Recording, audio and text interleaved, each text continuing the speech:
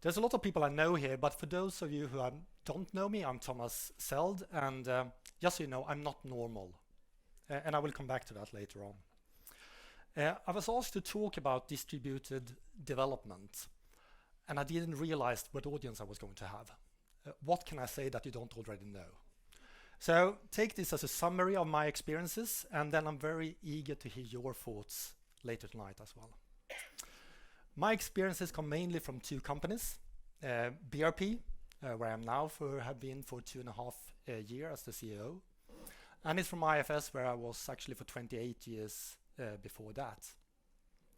If we start with BRP, as Allegan mentioned, we are the leader in the Nordics in the gym and fitness sector when it comes to ERP system and also consumer-based apps and webs for their clubs.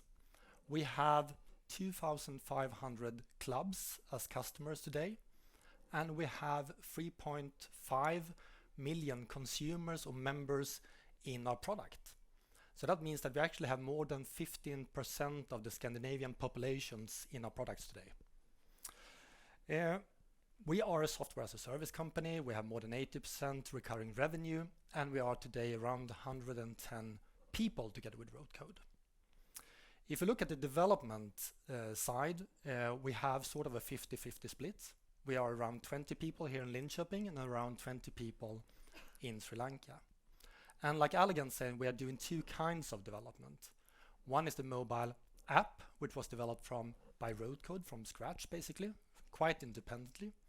And we also have the back office ERP side, which we developed jointly together and enhance that going forward.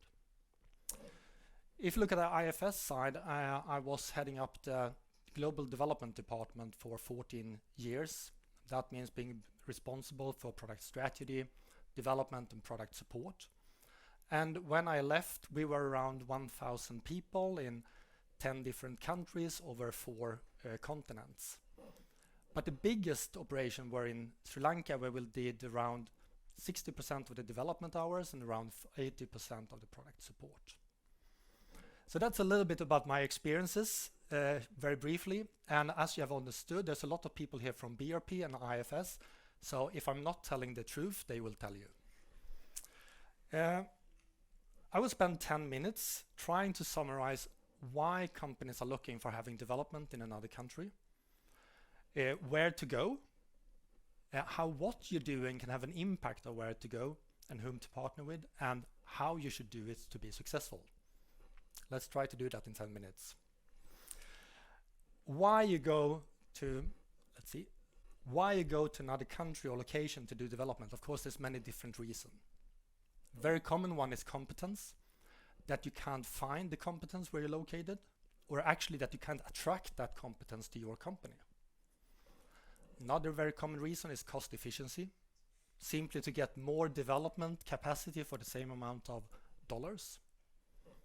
Closer to market, being closer to customers, being able to scale up and down the development capacity faster than you can do with your own resources.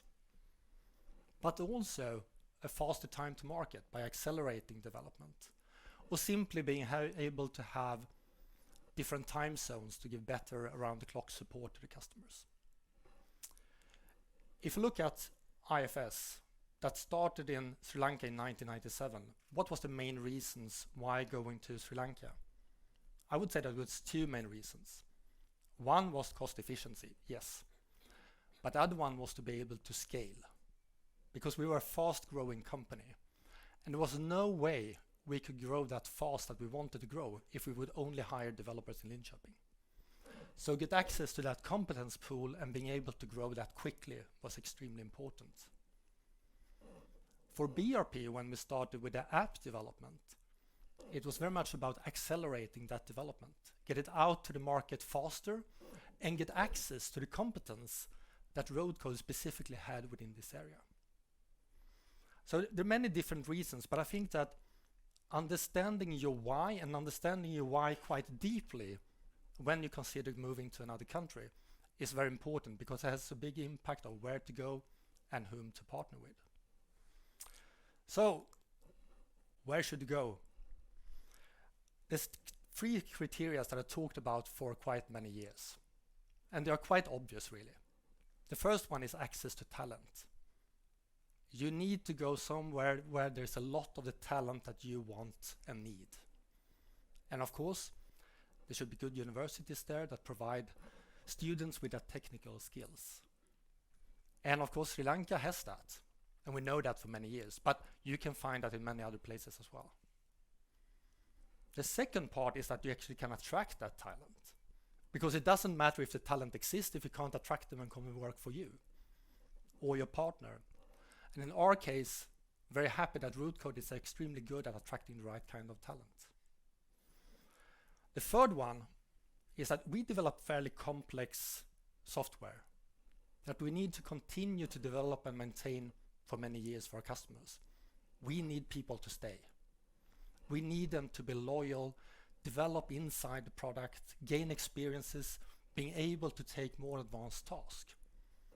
So be able to retain those talent is extremely important. And I think if you look at these three, the first one is simply about geography, right? Where is the talent? The second one is very much about the partner you choose. How good is Rootcode at attracting the right talent for us? The third one, I think, is about Rootcode and BRP in our case together. It's about what the company offer, but it's also what we offer in forms of tasks that you can do in the product, that we allow the people to grow with the task in the product, and also that they have a career within our products. So those are things that has been success factors, I think, both for BRP and for IFS. And in general, I would advise going for a smaller market than a bigger market. Sri Lanka is better than India. I would advise going for a smaller partner than a bigger partner, because they have more focus on us. I think it's much better to be a big fish in a small pond than a small fish in a big pond. And that has been important success factors for us in Sri Lanka. Now, what you are doing also have some pros and cons and risks. Like we said, we do two different kinds of development. One is new product or new add-on. Common is that it's fairly independent from the rest of the product. And the other thing is when you actually enhance and improve an existing product. And if you look at the first one, I think the pros there are very obvious. It's independent. We noticed that with the app development with Rootcode. It goes very fast in the beginning. They don't have to learn existing code, existing tools and processes, and you get very quick output. I think the risk on that side is if you don't build any in-house knowledge about the product. Because if you're going to develop and maintain this for several years for your customers, you can be 100% reliable on your partner, and that can be fine. But just as an example, I mean, we have several acquisition targets that we're looking at, and some of them we actually qualified out because they had no inside knowledge about the product and technology. So I think it's good to find a balance there, and you consider what kind of knowledge should we have internally as well. Improving existing ERP back office. That's a long-term investment. You need to learn the code, you need to understand how it's being done, you need to understand the tools and processes that are being used. But when you've done that, you get access to a much larger talent pool, you can grow, and you get a very cost-efficient development. Also from a valuation perspective, I would say that if you can show that you can handle distributed development in an efficient way, it actually increases the value of your company. Our experiences with Rootcode in both of these are very good, but they are different. And I think it's good to have a conversation with your partner about the differences and how to set expectations on them. Going from what to how. And there are so many people here that has a lot of technical skills on how to do this, so I won't even try to go into that area. I want to talk more about the human aspect and the people aspect. And like I said in the beginning, I'm not normal. The good thing for me is that you are not normal either. And in fact, if you are in a global distributed development environment, nobody is normal. if by that we mean being the norm. And in Sweden, we like to think of ourselves as lagom or average, when in fact we are fairly extreme in many ways. We are very secular, we are very individualistic, we are very much pro-consensus, very task-oriented. And of course, this is good things to know if you're going to work with a Swede.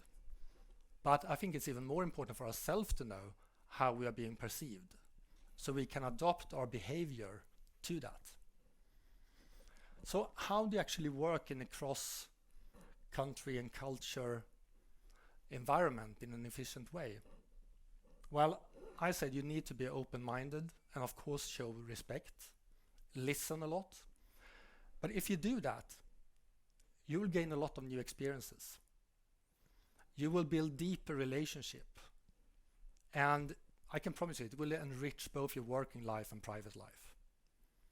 And some of my experiences in Sri Lanka includes boiling milk over open fire inside a new office to inaugurate it, until there was so much smoke in the building that the sprinkler system set off and we had to evacuate. I've also been chanting with monks, and I'm very good at lighting oil lamps in the beginning of the celebration processes. Of course, my cultural experiences also involves very good restaurants and excellent bars, but we talk about that later on. I think to be successful in a distributed environment, it's a lot about information and communication. Try to avoid that there is an information advantage depending on where you're sitting.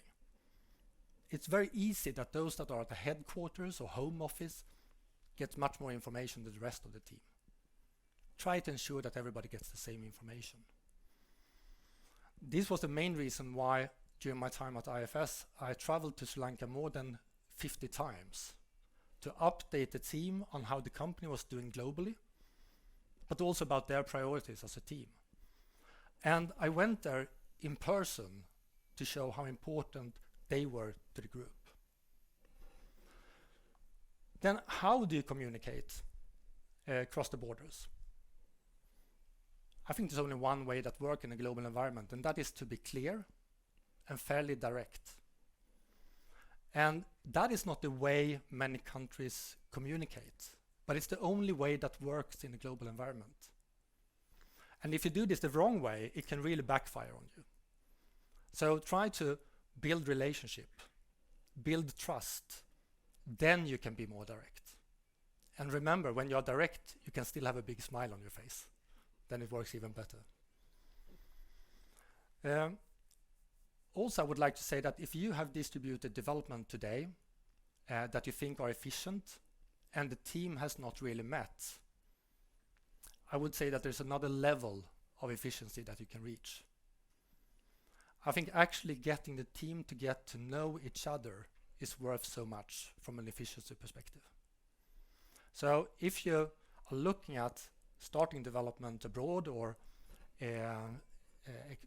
build that even stronger, I think what you should do is also to budget for the travel money.